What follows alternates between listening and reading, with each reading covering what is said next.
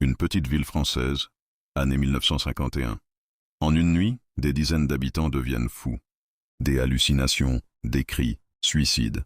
Certains disent qu'ils voyaient des flammes, d'autres des serpents sortir de leur corps. Officiellement, c'était du pain contaminé.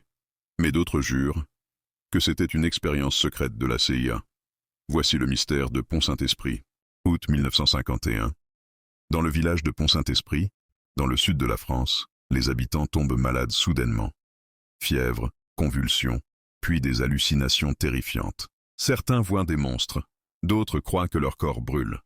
Un homme se jette dans la rivière en criant qu'il est en feu. Bilan officiel, plus de 250 malades, 7 morts. Les autorités affirment que le pain local avait été contaminé par de l'ergot de seigle, un champignon hallucinogène connu depuis le Moyen Âge. En clair, les habitants auraient été victimes d'un empoisonnement alimentaire collectif. Fin de l'histoire? Pas vraiment. Dans les années 2000, des documents déclassifiés relancent l'affaire. La CIA aurait utilisé Pont-Saint-Esprit comme cobaye pour tester du LSD en masse dans le cadre d'un projet secret de manipulation mentale, MK Ultra. Était-ce vraiment un accident de boulangerie ou une expérience sur des innocents?